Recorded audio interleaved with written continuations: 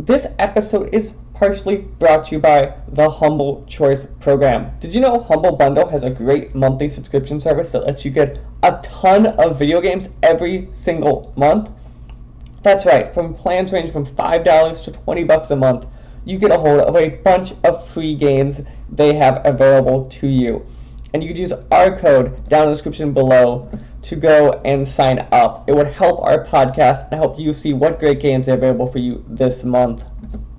Hello everyone, and welcome back to these interview episodes of the SWW show. I'm Mike, and today with me, a bunch of guests actually. This is one of the first group ones we've done in a while. To get us started, and I guess we'll start with Andrew, go Mike, and then go Wayne, if you guys don't mind introducing yourself and what you've done on the project. I'm Andrew.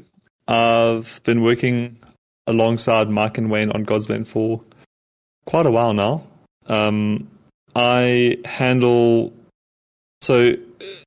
Mike does more of the programming side of things and Wayne does more of the art side of things.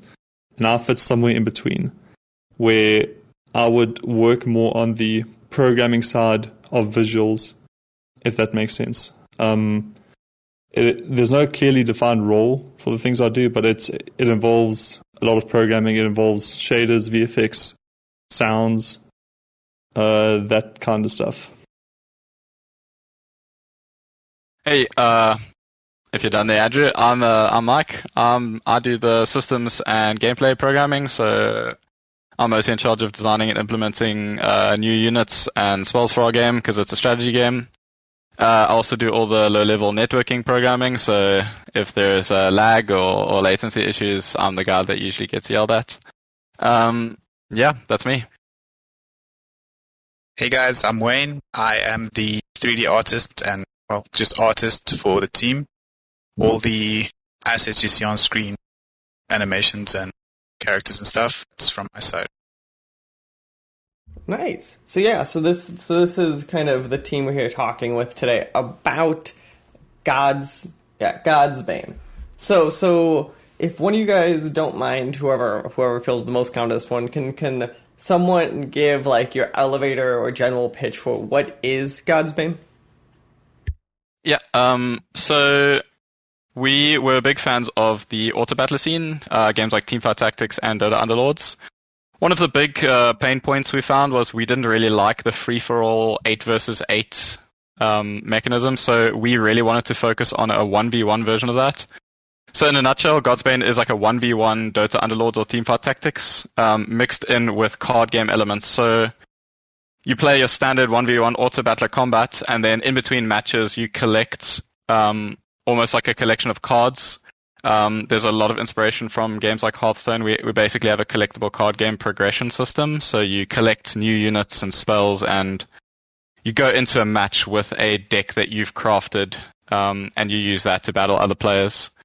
And it ends up being like a lot more focused and strategic. We focused a lot on 1v1 strategy and countering, whereas you don't really necessarily get that element in an 8 versus 8. So that's pretty much Godsbane in a nutshell.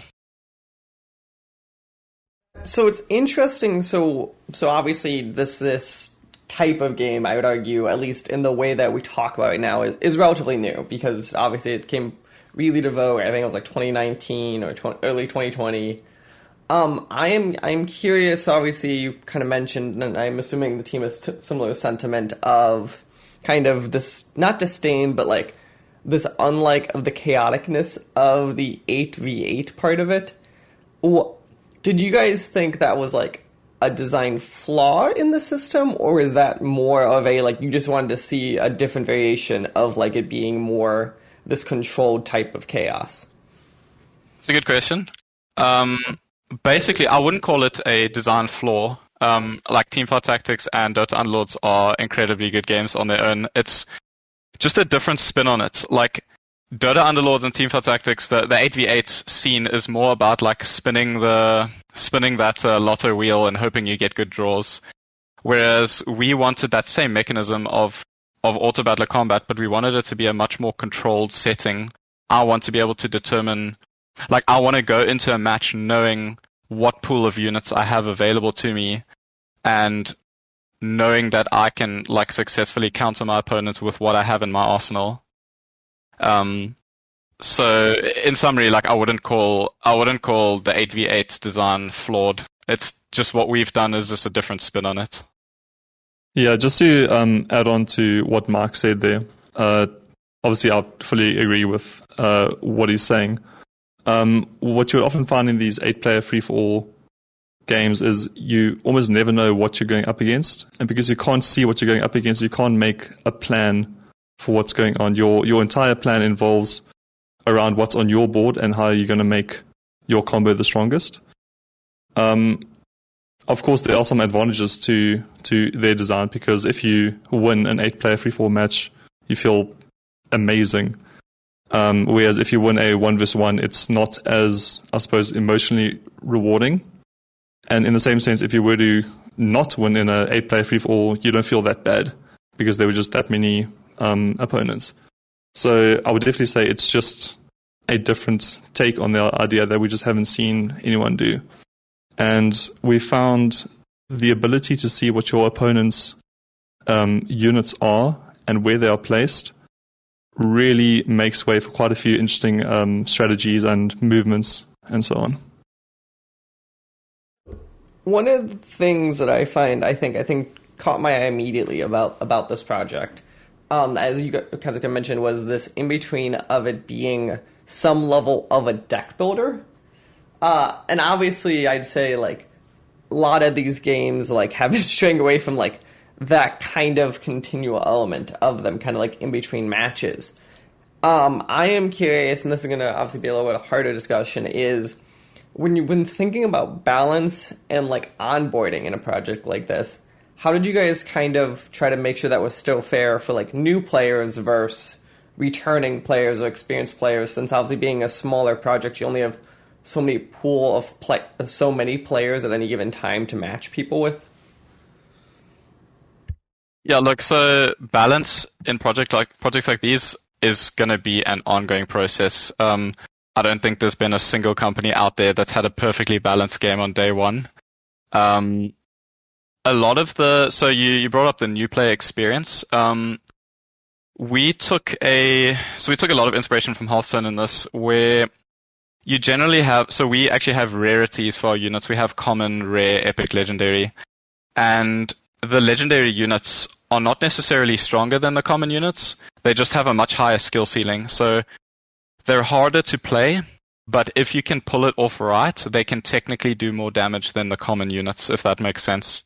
So a lot of your, like, starter units and starting spells will be very beginner friendly, and a beginner can jump in and be competitive if they know what they're doing against a professional deck. But a professional deck will have more answers and more opportunity to do big damage. And that's kind of how we balanced it. That's interesting. Obviously, I think that makes a lot of sense. But it's this problem, especially because you guys have, I would argue, kind of two competing types of games there, where I'd argue, like, card games tend to be based on this idea of growth in both skill and access to resources, where a lot of these games felt like more and growth is in your skill. Was there any talk at any point to kind of try to minimize these competing systems, or is the talk always around trying to how to kind of make sure it just didn't feel unfair? We tried as much as possible to move skill into the game itself and not the deck building aspect. Obviously, there is going to be a predominant amount of skill required for deck building, because if you just slap a bunch of cards together and they don't have any synergies, you're going to probably do terribly. But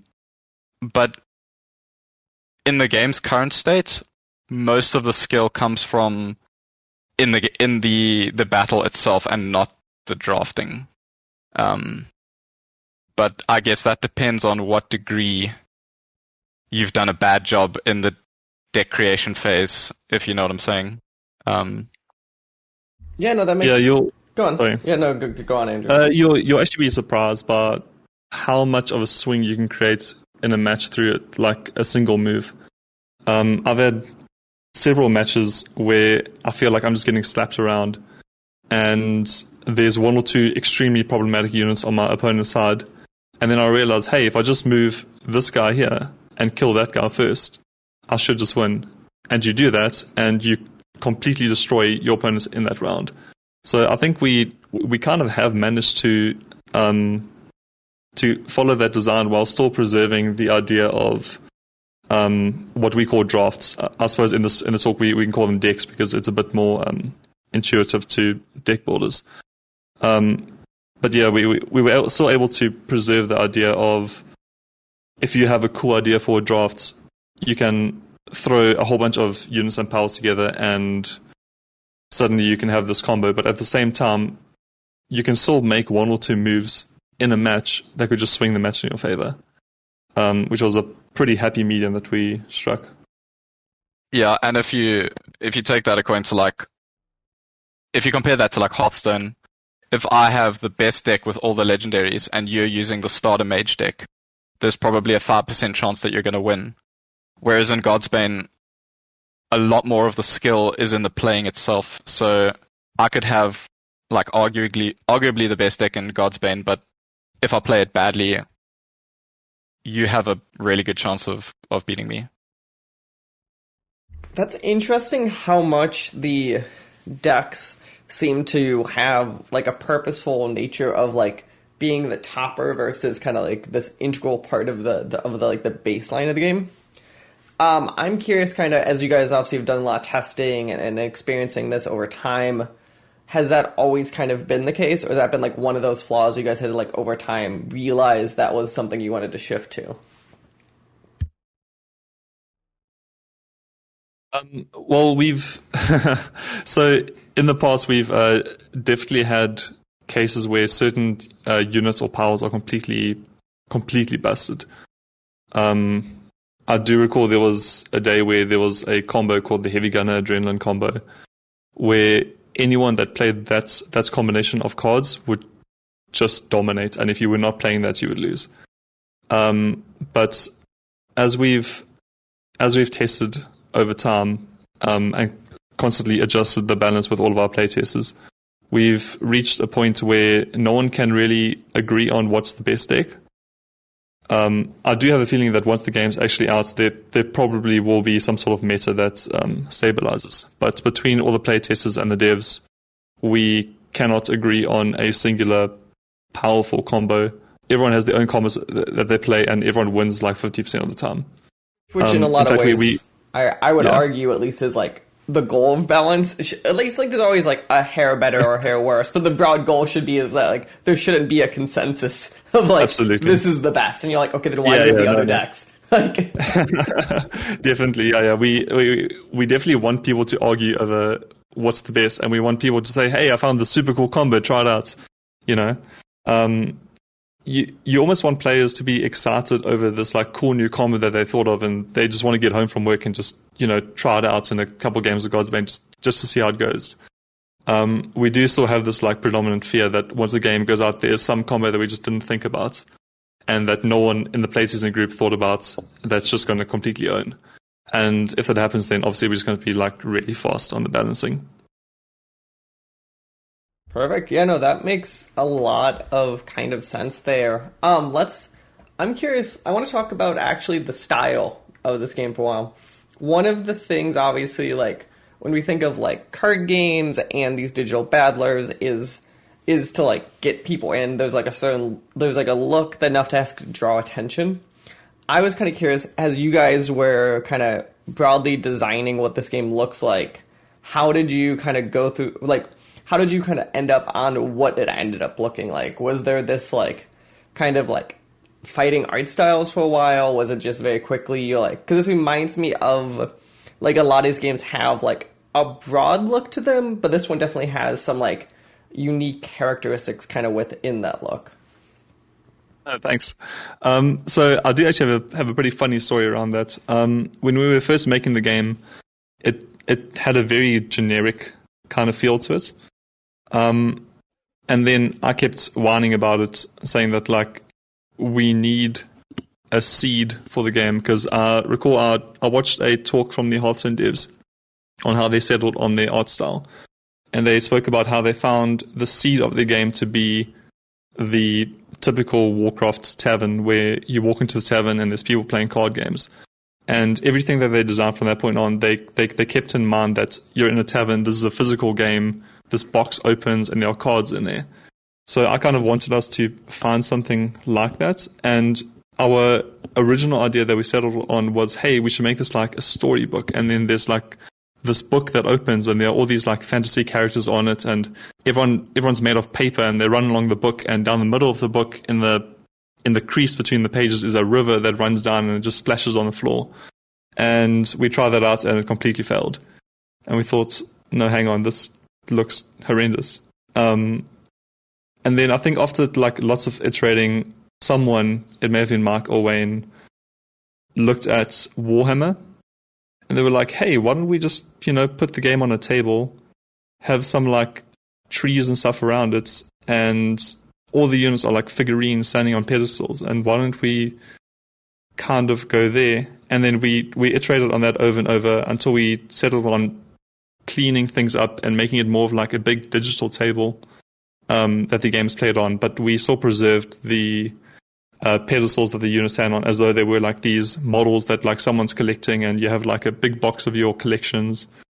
And in fact, we even have, so in Hearthstone you can craft new cards, and in our game you can do a similar thing, except our crafting page is a 3D printer, and when you purchase a new unit, it's as though the 3D printer is now printing a new model for you. And just having that like seed in mind gave us a lot of inspiration for how we wanted the game to look in general. And I think it ended up looking quite cohesive. But it was tons of iterating. It wasn't just like an idea that just popped up in our heads and it just worked magically. That's very interesting, and especially the process of getting there. I find it funny that like it all started from like this start of like you listening to, I'm assuming, what was it, like a GDC Vault talk or whatever on Hearthstone. Is there, because like I think there is some natural comparison to this broad look you guys have to like Hearthstone or Craft or that kind of style. Was there any other distinct looks you guys kind of did to make sure that like it was distinct enough that people could look and be like, oh, it's our game versus one of those other games? I think a lot of that. Yeah, sorry. I think the main reason the distinction can be made by our game essentially from that point of view is we, like in the beginning, so as a 3D artist making models, when Andrew and Michael approached me about it, we kind of approached it, all of us are quite big fans of like old school Warcraft stuff, the look and feel of those types of things. And then as we started chiseling away at this idea of them being units that are very reminiscent of your Warhammer figurines on pedestals and stuff like that, the natural bounds of the actual game, like the space you can have the units in, or the sizes they can, things like that, kind of drove it into a very specific kind of look and feel.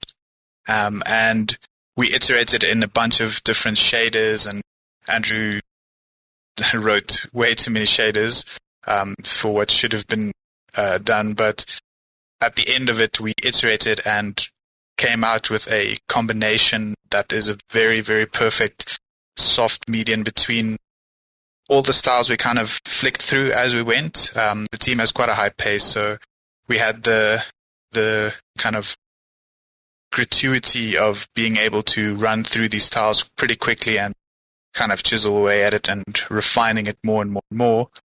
And it kind of naturally just progressed into this kind of feel we have now, which is very reminiscent of things that we all kind of like. So we're kind of happy to turn out the way. In terms of also like, because we, as you say, we didn't want people to look at it and say this is just another Underlords clone, because, you know, we have a lot of redeeming qualities that are very unique and we wanted to make those shine. And one of the ways we did that was theming it as if it's a war between deities. If you take one screenshot of our game, you've got the board, and then on either side you've got these giant deities that are standing on each side, and you get to actually pick which deity you want, which changes the whole look of the board. So this like War of the Deities does set the pace for a lot of the other themes in the game. Like in the main menu, depending on which deity you've picked, it themes your whole room according to that, which is really cool, and at a glance it makes our game look very unique.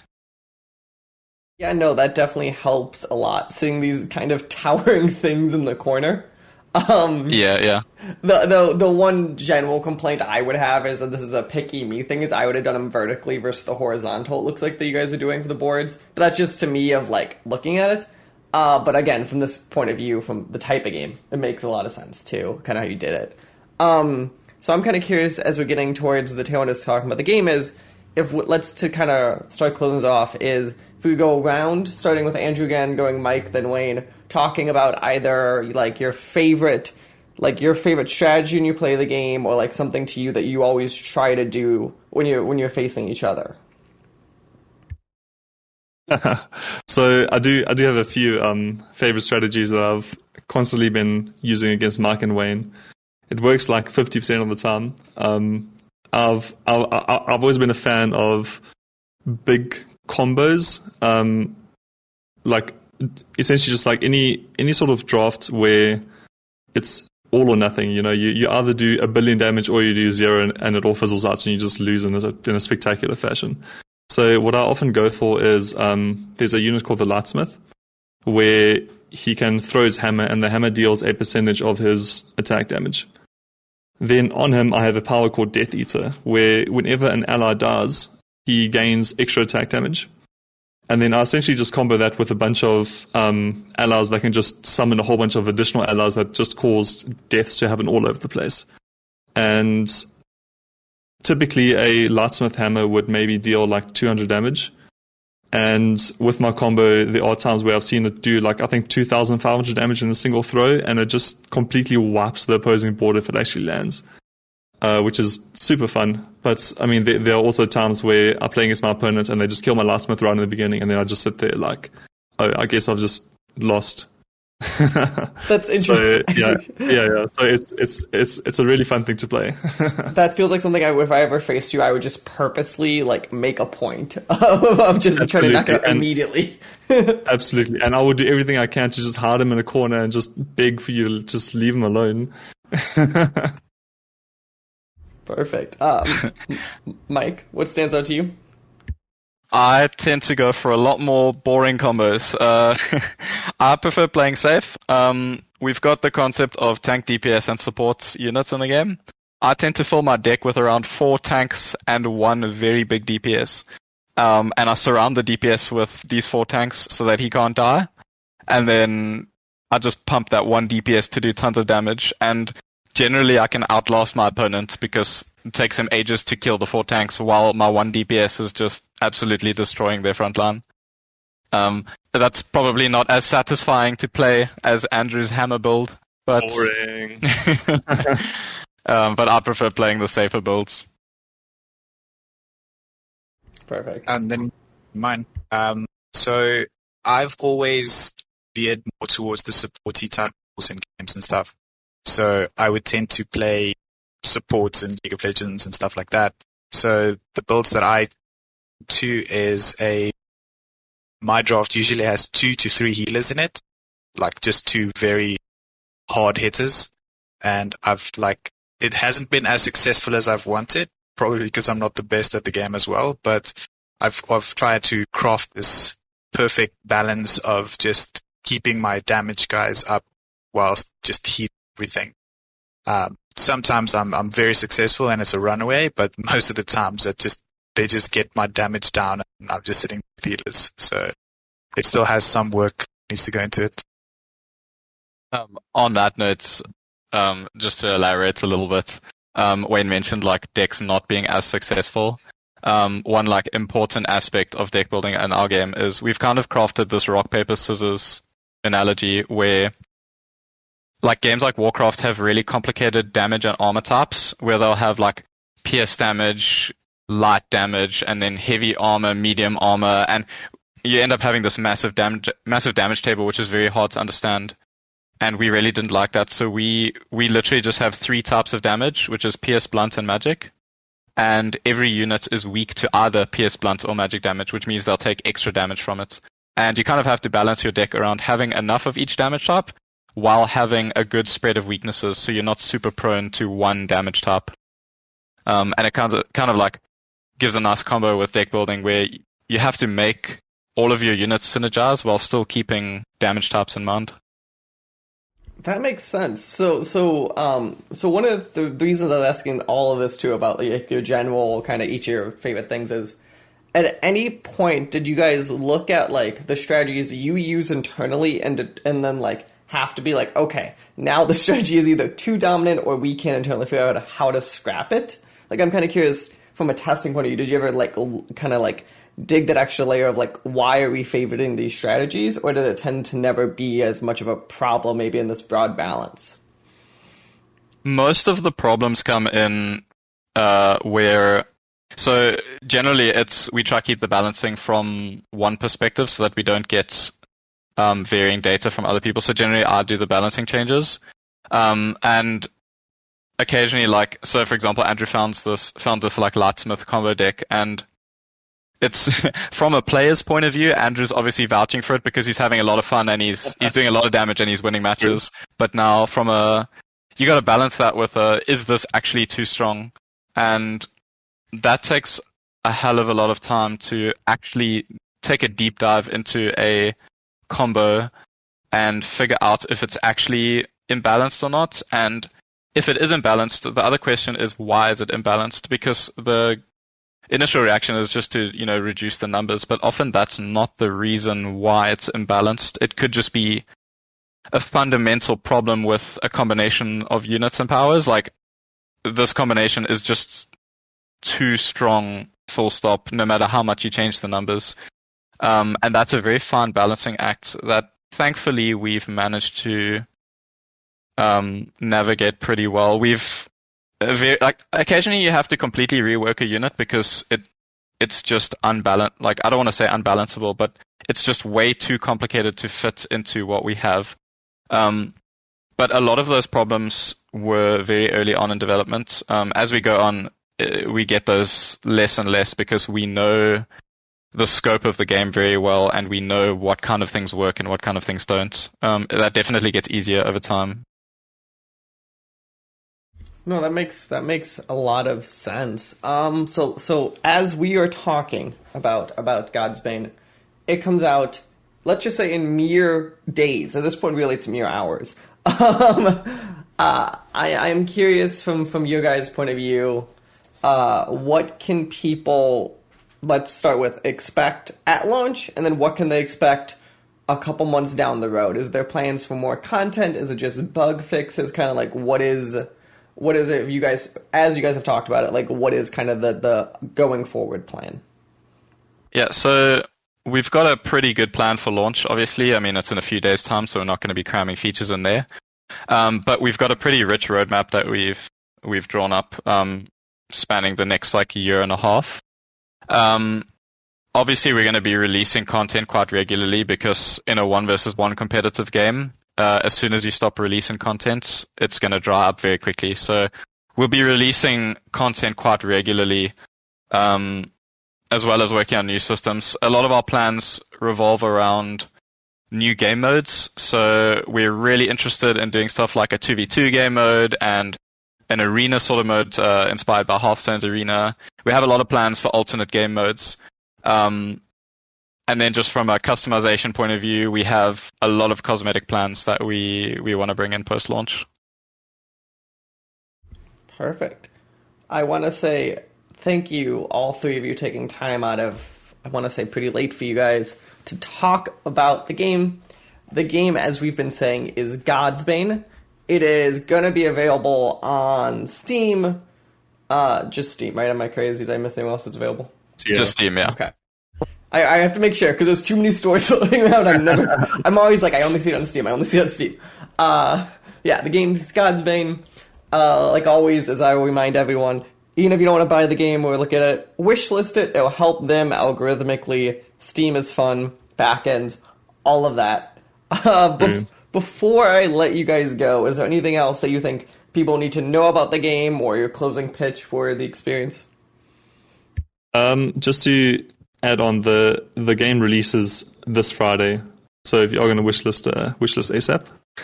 To be fair, you could still wishlist the game after it came out, but